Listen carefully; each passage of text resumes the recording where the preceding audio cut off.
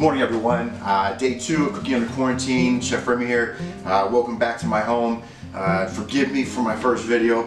It was my first. This one might be a little bit better. We're gonna check it out. 2-day process. Today I'm gonna make the English muffins for tomorrow's Benedict's.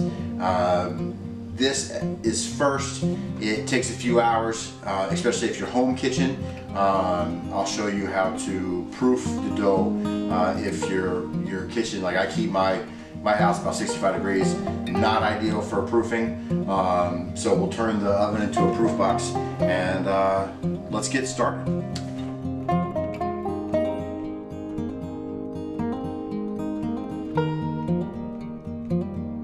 So first we're going to measure out our dry ingredients. I like to measure everything when I'm doing baking by grams. Alright, so here we go.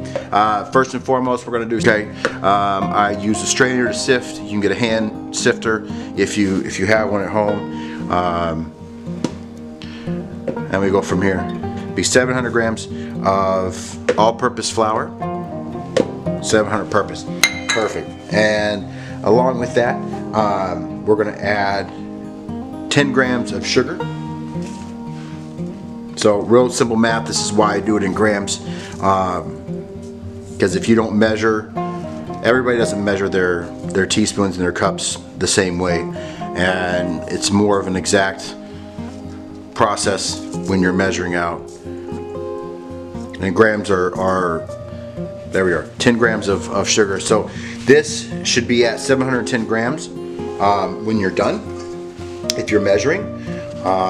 If not, don't worry, you know, it's just the way that I do it. I just think the product comes out better. So you want to sift all that into the bowl. So here we are, 710 grams right there. Okay guys, we're at the point where we have the liquid. Now it is 1 cup of water, 1 cup of milk. I'm going to bring this up, slightly scald it, never boil. Okay guys, at this point we've got the milk up to temperature. It's got a little steam to it. It's not too hot. You can still touch it with the back of your knuckle. Stick your knuckle in there, right? It's like almost like baby's milk. Okay, perfect temperature. So from this point, we will add the 10 grams of instant yeast, okay? Something that's readily available. I take a chopstick and I kind of just incorporate that. I give it a stir. As the yeast is all dissolved now, you gotta let it sit. So we're gonna come back in 10 minutes, mix the wet with the dry. Okay, so after we have everything measured out and ready to go, the yeast water mixture, and we're going to add it to the bowl, the mixing bowl. Okay, we're going to take the melted butter. Okay, so you can use shortening. I use butter. You can use ghee. Doesn't really matter. You just want that fat. So you're going to add that to the bowl. Okay. You're going to put it on medium. In sections. What we're going to do is we're going to take the flour, and as the flour is, there we go, as it's mixing, you're going to add a third of the flour, so that's out of 700 grams, roughly 6 cups. You're going to do 2 cups at a time. Let it mix completely. Okay. Add the next one.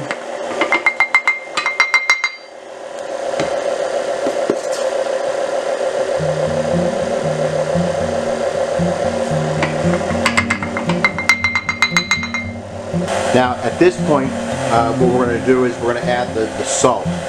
Okay? So you want to add the salt now. 10 grams. I'll let that go until smooth.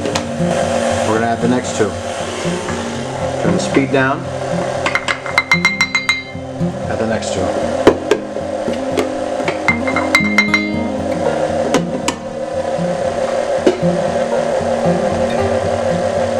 This will create, once that dough comes together, we'll pull it out. We'll start to knead it.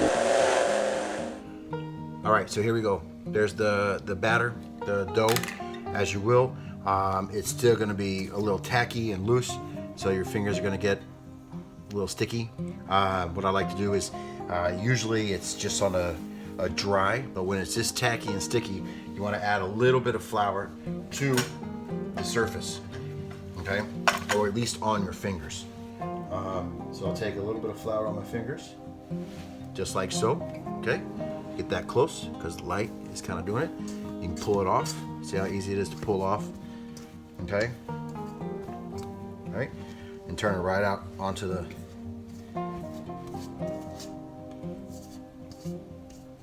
Now you can keep this dough, or you keep the bowl to add the oil to. I like to keep it separate, just because this is dirty and gets, you know, kind of bring it together. Okay. Now, as you knead it for 10 minutes. One hand's fine. Excess flour, you put it off to the side, and as you knead it, no pun intended, sprinkle some more flour in, work it around. Now you want to let this rise. Once you're done kneading, it's going to take about 2 hours to rise. This is why I like to do this the day before. Kneading the day before, making this the day before, kind of prepare yourself. Bread's one of those things that it's a labor of love. You want it to be perfect, and nothing comes out perfect the first time. You know, so you gotta practice. Your oven's different from my oven. Okay, it's warmer in your house than it is in mine. Maybe colder in your house than it is in mine. Shelf life on your yeast or the brand of flour that you use, you know, is different from mine. Now what I like to do here, okay, it's still workable. It's not tough, you know, it still kind of falls, but it gives a spring back. This is what you want to see. You want this right here, boom. Okay, it should be a little sticky, a little tacky, okay? So from this point, you're going to take your grease bowl. Now I take about a tablespoon of vegetable oil, just a little. So take this, you put it inside, okay? Take your hand, you can move it around, kind of make sure it's there. You take your dough, you're going to put it right inside. You're going to move your dough inside the bowl, flip it, make sure it gets all nice and coated. Now, you can use plastic wrap or a towel. Okay, so now we have the bowl, the ball of English muffin dough, all nice and oiled. I have one for the loaf pan. So now that we have these all set, the loaf pan and the ball of dough, what I'm going to do is I'm going to cover them with a kitchen towel. Okay, nice and simple. Now I'm going to actually kind of press it down a little bit because it is going to head into the oven. We'll grab another one for the loaf. Okay, so there's the loaf pan, right? So we're going to put these nice and covered, and we're going to head over to the oven. Okay, so we've rolled and lightly oiled each of the split pieces of dough. So what I have now is I open the oven. You can see I have the loaf pan wrapped in a towel. I have the bowl with it wrapped in a towel underneath. There is a 9x9 pan that has about a ½ inch of water in it, and then I have the oven set on warm, the warm setting. This is going to give it enough heat to kind of create humidity for those two balls of dough to proof. Makeshift proofing at home. So when you're makeshift proofing at home, you know, you're not fussing with counter and warming the kitchen or turning on heat. My space I keep at 65 degrees, so it's not really ideal for a proofing area. Once it's done, it will take about an hour and a half. So in an hour and a half, we're going to come back, and then we're actually going to make the muffins themselves and get them ready to hit the skillet. So I put the loaf inside the oven. It's going to go for 20 minutes or to a turn temperature of 190.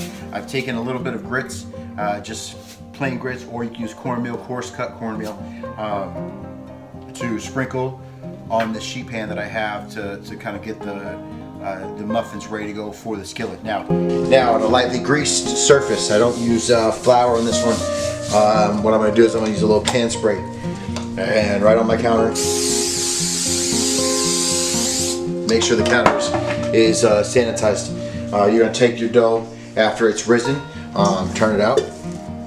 Okay. Now what I like to do is after it's nice and risen like so, what I like to do is I will take a rolling pin and I will roll it. There you go. It's about a ½ inch thickness. What we'll do now is we'll take a cutter, either a biscuit cutter or, you know, I like to use a ring mold. It's about a 3-inch ring mold. Okay, and all you're going to do is lube that up just a little bit, olive oil, spray, and you're going to press it down. Okay, move it around, pull it out, and set it on that prepared sheet pan. You just repeat. You don't have to use a rolling pin if you don't want to. You can use your hand to kind of pat it down. Works just as well, not to make a mess. English muffins, the second time, so you want to, after you punch them, you want to make sure that you let them go for another 10 minutes. Just another cloth, room temperature. You're going to heat up the skillet usually. What you want to do is you want to generously add butter to the skillet. I usually do it with the brush. Just kind of get it all nice and in there.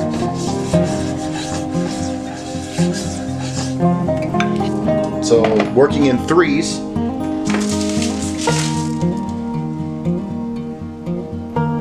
you'll add them in.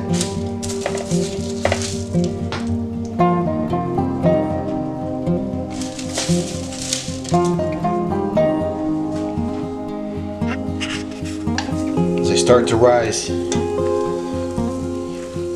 they get that beautiful golden brown. Turn them over. Let them go about 2-3 minutes each side. As you can see, they've risen. They've risen, doubled in size. Right, we're going to take these off. There's the second set. I'm going to pan up. There's the first set. You have one more left.